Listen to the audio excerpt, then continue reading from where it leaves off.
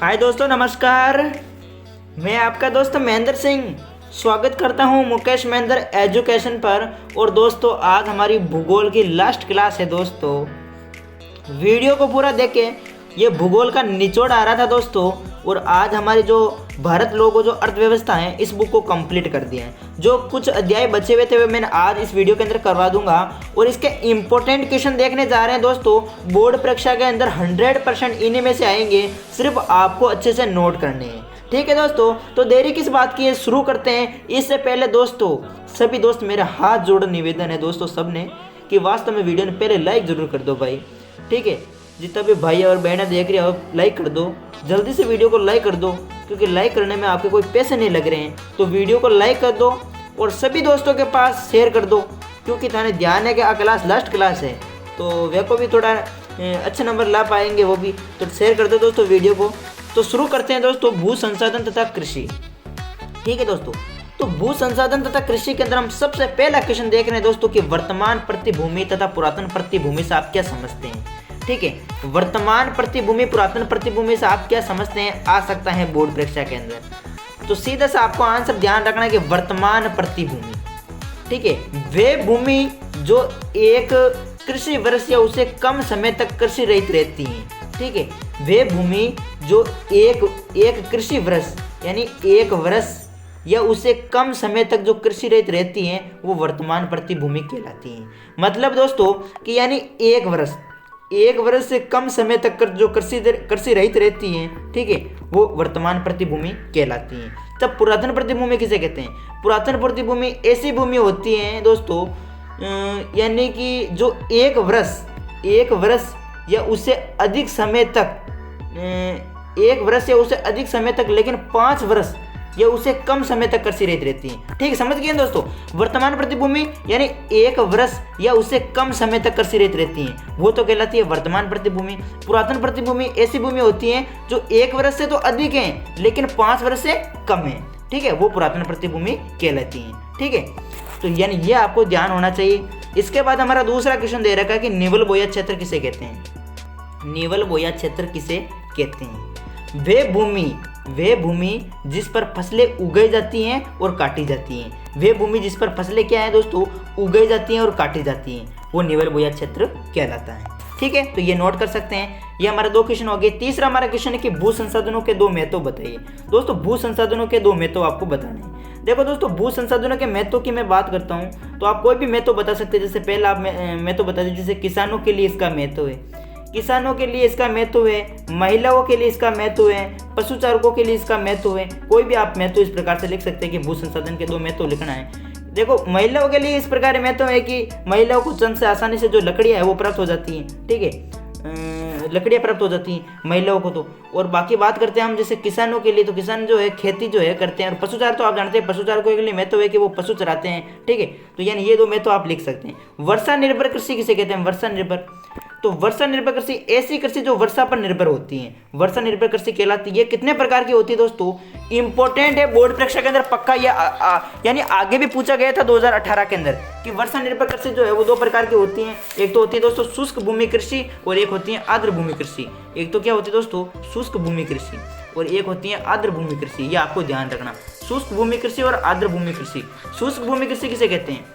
ये कृषि 75% से कम वर्षा वाले क्षेत्रों में की जाती है। ठीक है, 75% से कम वर्षा वाले क्षेत्रों में की जाती है शुष्क कृषि। उदाहरण पूछे तो मूंग और चना। ठीक है, मूंग और चना ये शुष्क कृषि के उदाहरण है।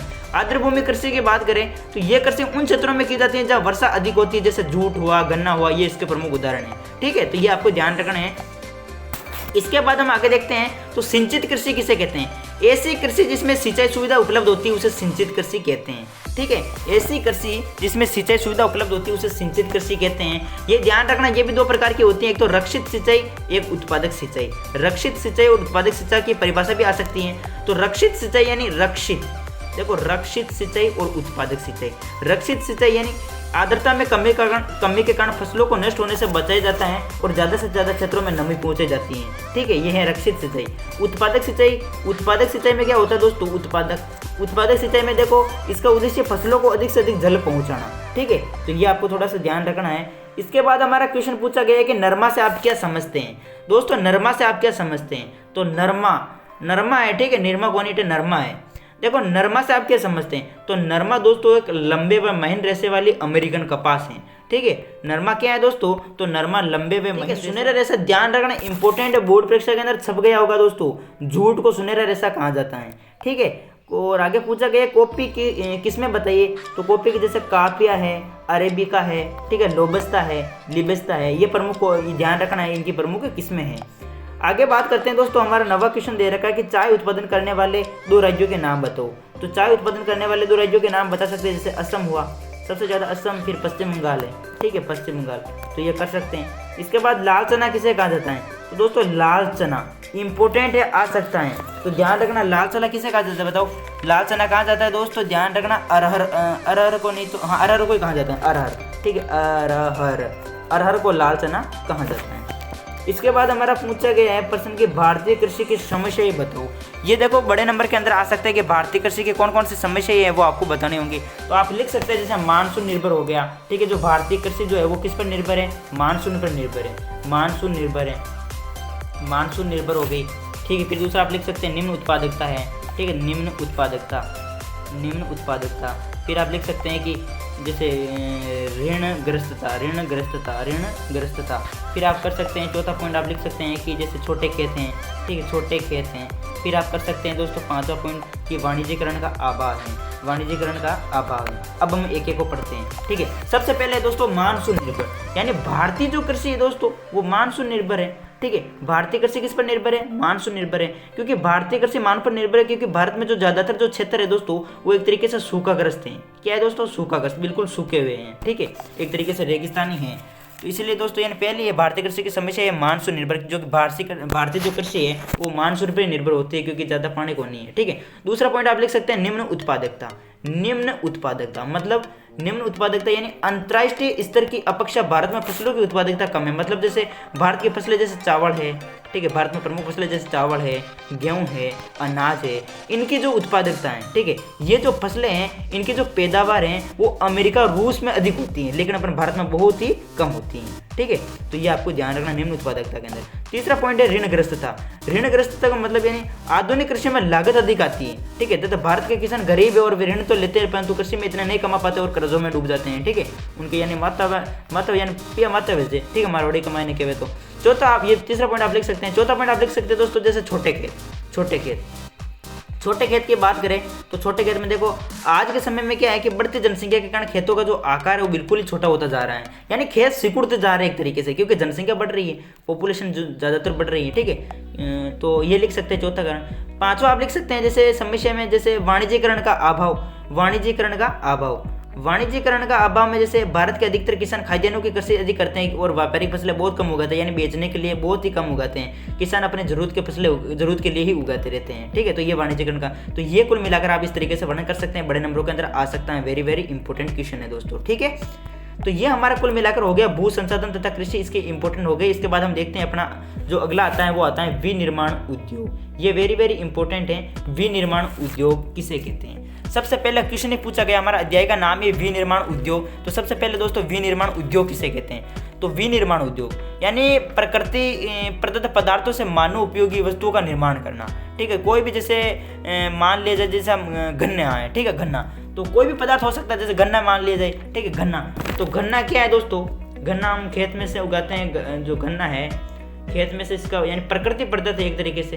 तो गन्ने को उगाया, गन्ने को मार्केट में बेचा और कई प्रक्रियाओं से गुजार कर क्या बना दी जाती है, चीनी, कई प्रोसेस गुजार कर चीनी बना दी जाती है। तो यानी कि प्रकृति प्रदत्त पदार्थों से मानव उपयोगी वस्तु में बदलना क्या कहलाता है, विनिर्माण उद्योग कहलाता है, ठीक है। विनिर्माण का मतलब पुनर्निर्माण। इसके बाद हम आगे देखते हैं, तो उद्योगों की अवस्थिति को प्रभावित करने वाले कारकों के नाम बताओ।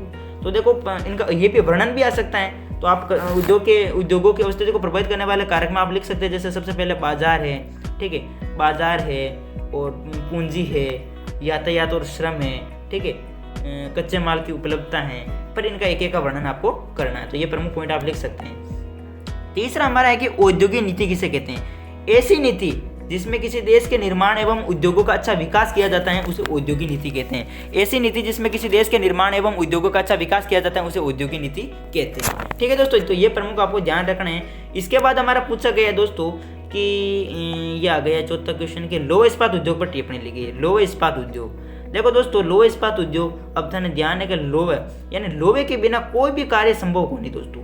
लोहे के बिना कृषि में औजार संभव नहीं है, इसलिए लोहे के बिना कोई भी कार्य संभव नहीं है। अब हम यहाँ पर लौह इस्पात उद्योग पर टिप्पणी लिख रहे हैं जा रहे हैं, तो आप लिख सकते हैं कि ये हमारा एक प्राचीन उद्योग है। देखो पॉइंट बनाते हुए चलना है दोस्तों। सबसे पहला पॉइंट लौह इस्पात उद्योग ये हमारा प्राचीन उद्योग है। दूसरा पॉइंट आप लिख सकते हैं कि भारत में पहला लौह इस्पात कारखाना हीरापुर फिर पश्चिम बंगाल के कुल्टी नामक नगर में खोला गया, जो कि बाराकर आयरन वर्क्स के नाम से स्थापित हुआ। फिर तीसरा पॉइंट आप लिख सकते हैं कि इस कारखाने की वास्तविक शुरुआत है वो 1907 में हुई जमशेदजी टाटा ने की सांकेतसी में Tata iron and steel company के रूप में। फिर चौथा पॉइंट आप लिख सकते हैं कि 1909 और 1937 के अंदर लौह इस्पात के अन्य कारखाने खुले थे। 1909 तथा 1937 में लौह इस्पात अन्य कारखाने खुले जिन्हें 1953 के अंदर Indian iron and steel company में मिला लिया गया। ठीक है, और चौथा आप लिख सकते हैं कि द्वितीय पंचवर्षीय योजना में राउरकेला है, भिलाई कारखाना है, इनकी स्थापना की गई।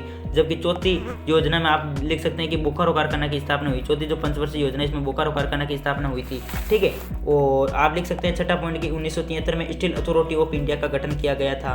ठीक है, छठा पॉइंट आप सातवां पॉइंट आप इस तरीके से लिख सकते हैं कि वर्ष 2015 में भारत जो है वो कच्चे लोहे के उत्पादक की दृष्टि से यानी कच्चे लोहे की दृष्टि से तीसरा बड़ा जो है सबसे बड़ा देश बन गया, तीसरा सबसे बड़ा देश बन गया है। ठीक है, तो ये कुल मिलाकर लौह इस्पात उद्योग का इस प्रकार से आप वर्णन कर सकते हैं। आगे पूछा गया है कि बोकारो और भिलाई, दुर्गापुर, राउरकेला कारखाना किन राज्य में है। दोस्तों देखो ये प्रमुख इंपॉर्टेंट आ सकता है बोर्ड परीक्षा के अंदर, तो आपको सीधा से ध्यान रखना बोरू, ठीक है, बोरू, भीरू और दुबेराज।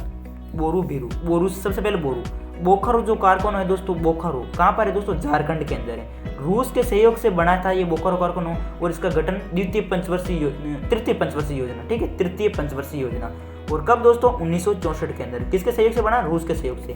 ठीक है, तो ये आपको ध्यान रखना, बोकारो कारखाने की बात हो रही है, बोकारो कारखाने की। ठीक है, तो बोकारो कारखाना रूस के सहयोग से, और कहाँ है दोस्तों, झारखंड में है, रूस के सहयोग से 1964 में। और कौन सी पंचवर्षीय योजना, तृतीय पंचवर्षीय योजना। इसके बाद हमारा भीरू, भी से भिलाई कारखाना, ये भी रूस के सहयोग से, भिलाई कारखाना रूस के सहयोग से। और कहाँ है भिलाई कारखाना दोस्तों, छत्तीसगढ़ के अंदर है। ठीक है, और इसकी बात करते हैं तो 1956 से 57 में कौन सी पंचवर्षीय योजना दोस्तों, 1956 से 57 में कौन सी पंचवर्षीय योजना, द्वितीय पंचवर्षीय योजना। ठीक है, द्वितीय पंचवर्षीय योजना, द्वितीय पंचवर्षीय योजना के तहत यानी इसकी स्थापना हुई, भिलाई कारखानों की स्थापना हुई थी। तो ये भी आप लिख सकते हैं। तो बोरू, भीरू, दुबेराज, हमारा आगे था दुबेराज, दुबेराजे। देखो राज्य, दू से दुर्गापुर कारखाना, दुर्गापुर कारखाना बताओ पश्चिम बंगाल के अंदर है, पश्चिम बंगाल के अंदर। और दुर्गापुर, बे से ब्रिटेन के सहयोग से बना दुर्गापुर कारखाना। ठीक है, और 1956 से 57 और पंचवर्षीय योजना द्वितीय पंचवर्षीय योजना के तहत थी। इसके बाद रा से राउरकेला कारखाना, राउरकेला कारखाना जर्मनी के सहयोग से। और कहाँ है राउरकेला कारखाना, उड़ीसा के अंदर है। ठीक है, और 1956 से 57 और द्वितीय पंचवर्षीय योजना के तहत। तो ये आप लिख सकते हैं कि बोकारो, भिलाई, दुर्गापुर, राउरकेला कारखाना कहाँ है, तो ये आप इस तरीके से कर सकते हैं। इसके बाद बात करते हैं तो बोकारो कारखाना समझ गए ना, बोकारो कारखाना कहाँ है बताओ, झारखंड के अंदर। भिलाई कारखाना कहाँ है बताओ, छत्तीसगढ़ के अंदर। दुर्गापुर कारखाना, दुर्गापुर पश्चिम बंगाल के अंदर। राउरकेला उड़ीसा के अंदर। तो ये प्रमुख आप कर सकते हैं। सूती वस्त्र उद्योग पर टिप्पणी लिखी। सूती वस्त्र उद्योग आपको लिखना है कि भारत का ये प्राचीन उद्योग है। भारत में पहली सूती वस्त्र मिल 1854 में कमाजी डाबर द्वारा मुंबई में स्थापित हुई। ठीक है, और 1947 तक भारत में कितनी मिल रही दोस्तों बताओ। 1947 तक भारत में 417 मिली थी। 1947 तक भारत में कितनी मिल रही, 447 मिली थी, जिनकी वर्तमान में संख्या 2000 से भी अधिक है, जिनमें 40 लाख लोग रोजगार पर लगे हुए थे। ठीक है, 40 लाख लोग रोजगार पर लगे हुए थे। देश के सकल घरेलू उत्पादन में योगदान 14% का था। ठीक है, इस प्रकार से आप सूती वस्त्र उद्योग का वर्णन कर सकते हैं। और सूती वस्त्र उद्योग किन किन राज्यों में पाई जाता है बताओ दोस्तों। महाराष्ट्र हुआ, ठीक है, महाराष्ट्र है, राजस्थान है, ये वैसे महाराष्ट्र है, गुजरात है, तमिलनाडु है, मध्य प्रदेश है, राजस्थान है। ठीक है, ये प्रमुख महाराष्ट्र है, गुजरात है, तमिलनाडु है, मध्य प्रदेश है, राजस्थान है। इस प्रकार से आप वर्णन कर सकते हैं। इसके बाद हमारा पूछा गया है कि औद्योगिक नीति के लक्ष्य बताओ। ये भी वेरी वेरी इंपॉर्टेंट क्वेश्चन है दोस्तों कि औद्योगिक नीति के लक्ष्य क्या क्या है, ये भी आ सकता है, वेरी वेरी इंपॉर्टेंट है। तो दोस्तों औद्योगिक नीति के मैं लक्ष्य की बात करता हूँ तो लक्ष्य है दोस्तों इनके, जैसे एक तो उदारीकरण। औद्योगिक नीति के लक्ष्य ये रहा क्वेश्चन। तो एक तो उदारीकरण हुआ, एक निजीकरण हुआ और एक वैश्वीकरण हुआ। ये औद्योगिक नीति के क्या है दोस्तों लक्ष्य है।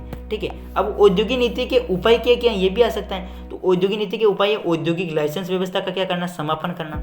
औद्योगिक लाइसेंस व्यवस्था का क्या करना, समापन करना। इसके बाद विदेशी तकनीक का निःशुल्क प्रवेश, विदेशी तकनीक का निःशुल्क प्रवेश, ठीक है। फिर आपको ध्यान रखना कि विदेशी निवेश नीति, विदेश निवेश नीति, विदेश निवेश नीति, पूंजी बाजार में अभिगम्यता, खुला व्यापार, औद्योगिक लाइसेंस व्यवस्था का समापन, विदेशी तकनीक का निःशुल्क प्रवेश, विदेशी निवेश नीति और पूंजी बाजार में अभिगम्यता और खुला व्यापार। इस तरीके से आप वर्णन कर सकते हैं।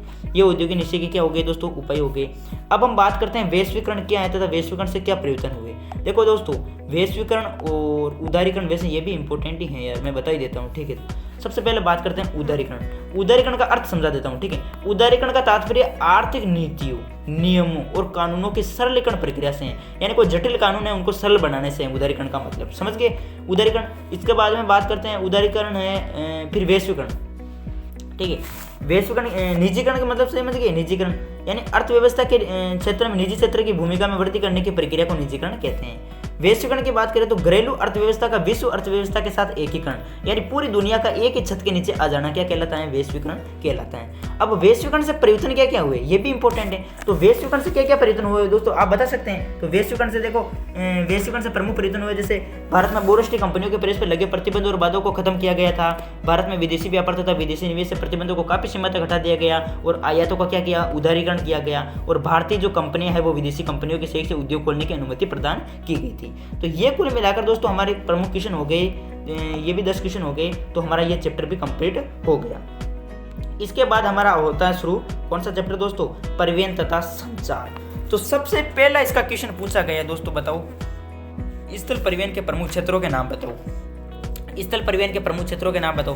तो ये तो वैसे आप जानते होंगे, वैसे आप क्योंकि पढ़ते आ रहे हैं, हम शुरुआत से 6ठी 7वीं 8वीं में पढ़ा था कि स्थल परिवहन के प्रमुख क्षेत्र कौन कौन से हैं। तो स्थल परिवहन के आप क्षेत्र बता सकते हैं कि जैसे सड़क परिवहन हुआ, ठीक है, सड़क परिवहन हुआ, रेल परिवहन हुआ, पाइपलाइन परिवहन हुआ। ये क्या है दोस्तों, ये स्थल परिवहन के तो प्रमुख क्षेत्र है, ये तो आपको ध्यान होना चाहिए दोस्तों, क्योंकि वेरी वेरी इंपॉर्टेंट है। आगे परिवहन किसे कहते हैं दोस्तों, परिवहन किसे कहते हैं। देखो परिवहन मतलब कोई भी वस्तु है, कोई भी यानी आपूर्ति, किसी भी वस्तु को आपूर्ति स्थलों से मांग वाले स्थानों तक पहुंचाना, किसी भी वस्तु को आपूर्ति स्थलों से मांग वाले स्थानों तक पहुंचाना क्या कहलाता है दोस्तों, परिवहन कहलाता है। यह आपको एक तरीके से ध्यान होना चाहिए, ठीक है। आपूर्ति स्थलों से मांग वाले स्थानों तक पहुंचाना क्या कहलाता है, परिवहन कहलाता है।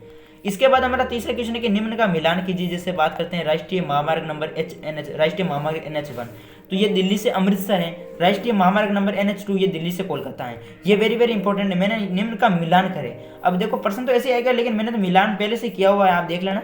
राष्ट्रीय महामार्ग नंबर NH1 ये दिल्ली से अमृतसर है और राष्ट्रीय महामार्ग नंबर NH2 दिल्ली से कोलकाता है, आ सकता है। इसके बाद हमारा स्वर्णिम चतुर्भुज परियोजना किस देशों को जोड़ती है, तो स्वर्णिम चतुर्भुज महाराजमार्ग दोस्तों ये चार किसको जोड़ती है, तो ये 4 नगरों को जोड़ती है, जैसे दिल्ली है, मुंबई है, चेन्नई है, कोलकाता है, ठीक है। इस प्रकार से स्वर्णिम चतुर्भुज महाराजमार्ग।